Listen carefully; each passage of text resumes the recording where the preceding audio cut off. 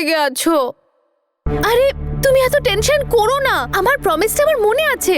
যেই ভিড় আর আমি ওখানে সেটেল হয়ে যাব, একজন একজন করে সবাইকে ওখানে ডেকে নেব, তারপর সবাই একসাথে মিলে মজা করব, ঠিক আছে? তোমরাও না তোমাদের প্যাকিং শ্যাকিং চটপট শুরু করে দাও, ঠিক আছে টমি? এগুলো প্যাক করে নি, খুব ভালো এটা। আর কত নির্লজ্জ হবি, আর কত নিচে নামবি জেসমিন? কি গো মা, সব সময় তুমি ওই এক কথা বলতে থাকো।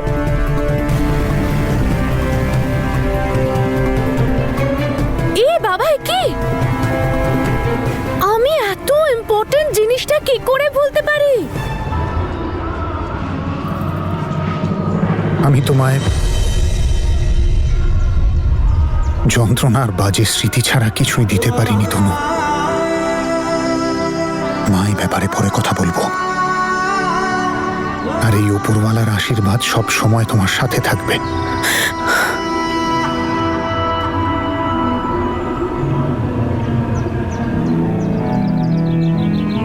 তনু, আমি চাই তুমি সব সময় সুখে থাকো।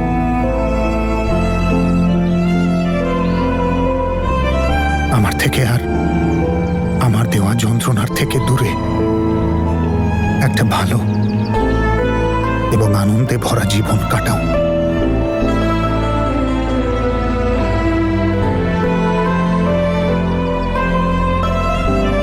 একটা বার আমার দিকে তাকাও না তনু।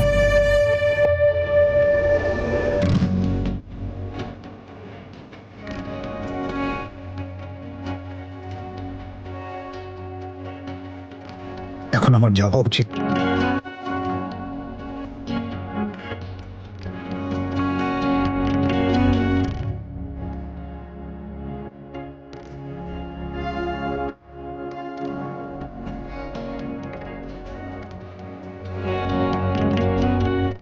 নিজের আর জ্যাসমিনের খেয়াল রেখো।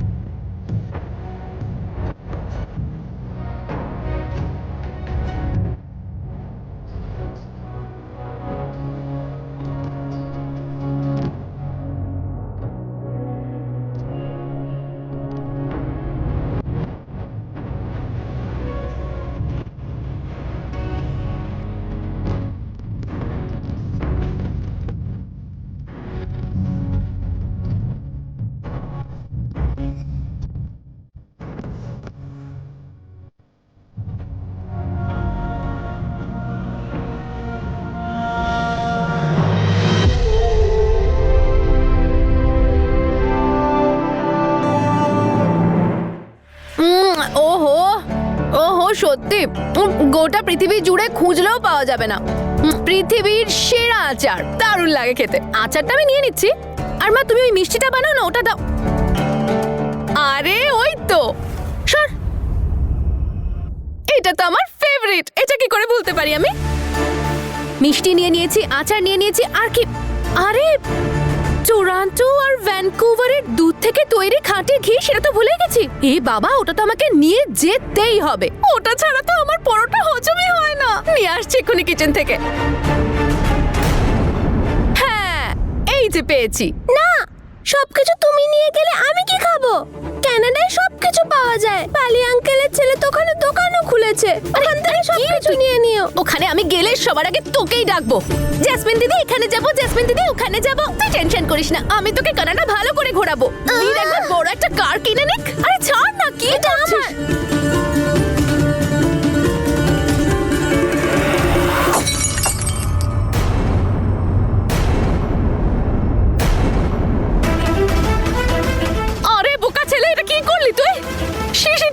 ফেললো। এবার থাম থাম জেসমিন, তোর এই নোংরা খেলা বন্ধ কর। আরে তোমাদের কি হয়েছে বলো তো? এরকম অদ্ভুত বিহেভ করছো কেন তোমরা? যেন আমি একটা বিরাট বড় কোনো অন্যায় করে এসেছি। আরে মেয়ে, আমি তোমাদের কানাডা যাচ্ছি। কোথায় আমাকে ভালো করে বিদায় জানাবে, টাটা বাই বাই করবে, এয়ারপোর্টে ছেড়ে দিয়ে আসবে। তারা এখানে সব অদ্ভুত মুখ করে আমার দিকে তাকিয়ে আছো, যেন ঘরে কোনো চোর বা ডাকাত ঢুকে গেছে। তুই তো ডাকাতি। তনুর হাজবেন্ড, ওর ঘর, ওর সুখ সবটা তুই চুরি করেছিস। ওই তনুর শিষ্য, এই আমার সামনে না এত বাজে বকার কোনো প্রয়োজন নেই। যখন আমার কাছে জব চাইতে আসবে কানাডায়, তখন আমি বলবো। তোর কাছে যাবে আমার জুতো, বুঝতে পেরেছিস তুই? তেবে মরে গেলেও আমি তোর কাছে যাবো না, একদম বলে দিলাম। হ্যাঁ হ্যাঁ, সেটা তখনই দেখা যাবে যখন আমি কানাডা চলে যাব। আর কাল তো চলেই আরে যাচ্ছি। যা তুই। আরে তোমরা সবাই সবাই হাত জোর করে আসবে তখন আমার কাছে। কিন্তু আমি এতটাও খারাপ নই, আমি তোমাদেরকে তাড়িয়ে দেব না। তোমরা ওখানে একবার গিয়ে তো দেখবে, তোমাদেরকে মাথায় করে রাখবো আমি। ব্যাস,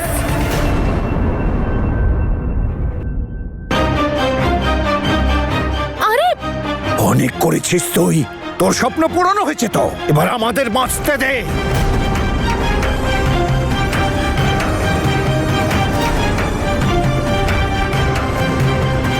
বাবা, কি করছো তুমি এসব?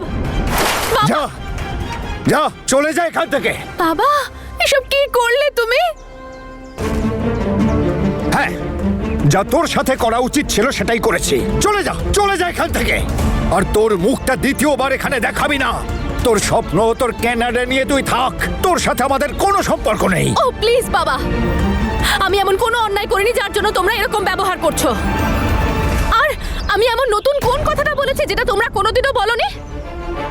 ঠাম্মি, একটু বলো না নিজের ছেলেকে, কে সেই ছোট্টবেলা থেকে আমার মাথায় এই স্বপ্নটা ঢুকিয়েছে? মা, ভুলে গেছো তুমি? তুমিও আমার মাথায় ঢুকিয়েছিলে এই কানাডা যাওয়ার স্বপ্নটা। তুমি তো বাবাকে বারবার বলতে অন্যায়ভাবে জব অ্যাপ্লাই করার জন্য। সেই জন্যই তো বাবার পাসপোর্ট ব্ল্যাকলিস্ট হয়ে গিয়েছিল। আর জেঠু, তোমারও তো জীবনটা শেষ হয়ে গেছে, তাই না? জেঠিমার জন্য। কারণ জেঠিমাও তো সারা দিন সারা রাত খেতে উঠতে বসতে শুধুমাত্র কানাডা যাওয়ার স্বপ্নই দেখে গেছে, কানাডায় থাকার স্বপ্ন দেখেছে। আর জেঠিমার মা তো জেঠিমাকে এটাও বলেছিল যে এমন ছেলেকে কেন বিয়ে করেছিস যে তোকে কোনোদিনও কানাডা নিয়েই যেতে পারবে না। সেই সব কিছু ভুলে গেছো তোমরা? আচ্ছা, তুমি বুঝি ভুলে গেছো তোমার সেই মেয়েকে যে কানাডায় থাকে? এখন আর মনে পড়ে না সেই মেয়েটার কথা? এখন আর যেতে চাও না তুমি তোমার মেয়ের কাছে? আরে কত ড্রামা করেছো তোমরা কানাডা যাওয়ার জন্য, যা যা নাটকে বাড়িতে হয়েছে সবকিছু ভুলে গেছো তুমি? শহরে সেই ম্যারেজ হল, ছেলেদের সামনে নিজের মেয়েদেরকে প্রদর্শন করা যে হে ওপরওয়ালা, একবার কোনো ছেলে আমার দুটো মেয়েকে পছন্দ করে নিক, তারপর ওদের উড়িয়ে নিয়ে কানাডায় চলে যাক। চাওনি তোমরা এটা? আরে তোমাদের তো আমাকে নিয়ে গর্ব করা উচিত যে আমি তোমাদের বাড়ির সেই মেয়ে যে এত কিছু সহ্য করার পরেও নিজের স্বপ্নটাকে ভুলিনি। উল্টে তোমাদের স্বপ্ন পূরণ করছি এখন আমি। আর ওই তনু, আরে ওর কিচ্ছু যায় আসে না তোমাদেরকে নিয়েও না, তোমাদের স্বপ্ন নিয়েও না। সেই জন্যই তো পিএইচডির অফার পাওয়ার সত্ত্বেও ও কানাডা যাওয়ার বদলে এই শহরে থাকাটাই বেছে নিয়েছিল। এখানে থেকে পড়াশোনা করতে চেয়েছিল। ও কোনোদিন তোমাদের স্বপ্ন পূরণ করতেই চায়নি। আরে তোমাদের তো উচিত আমার পা ধুয়ে জল খাওয়া, আমাকে এয়ারপোর্ট পর্যন্ত বাসে করে ছেড়ে আসা। কিন্তু এসব তোমরা আমার জন্য কেন করবে? কিন্তু আমার জায়গায় যদি এই মুহূর্তে তনু দাঁড়িয়ে থাকতো, তাহলে ওর জন্য ভরে ভরে জিনিস যেত। এই গোটা বাড়িটাই ওর নামে করে দিতে তোমরা। আর আমার জন্য তো তোমরা এক জার ঘিও দিতে পারলে না। চকে দেখো সারাদিন তনু তনু তনু। একদম চুপ! তোর ওই নোংরা মুখে আর কখনো তনুর নাম নিবি না।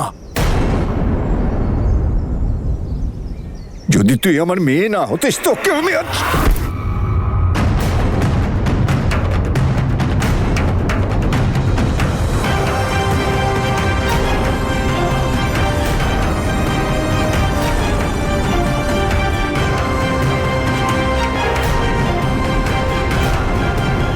ব্যাস বাবা, আমি আর তোমার মেয়ে নই, অন্য একজনের বউ।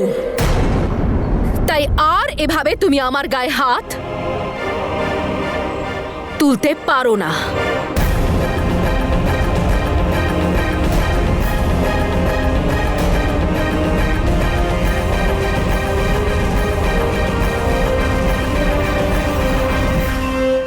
আরে এতে এত রাগ করার কি আছে? তোমরা কি ভুলে গেছো যে কানাডা যাওয়ার স্বপ্নটা আমাকে তোমরাই দেখিয়েছিলে? হ্যাঁ, আমরা তোকে কানাডা যাওয়ার স্বপ্ন দেখিয়েছিলাম, কিন্তু এর সাথে সাথে এইটাও শিখিয়েছি যে বড়দের সম্মান করতে হয় কেমন করে। এইটা শিখায়নি যে বোনের সংসার ভেঙে দিতে হয়। হ্যাঁ, আমরা তোকে স্বপ্ন দেখতে শিখিয়েছি, কিন্তু তার সাথে পরিবারকে ভালোবাসতেও শিখিয়েছি। নিজের বোনকে কি করে ভালোবাসতে হয় সেটাও শিখিয়েছি। আর সেই দিদি যে তোকে সারা জীবন আগলে রেখেছে জ্যাসমিন, তুই সেই দিদিরই সিঁথির সিঁদুর তুলে নিজের মাথায় লাগিয়ে নিলি। তোর লজ্জা হয় না জ্যাসমিন? এটা তো শেখাইনি তোকে আমরা।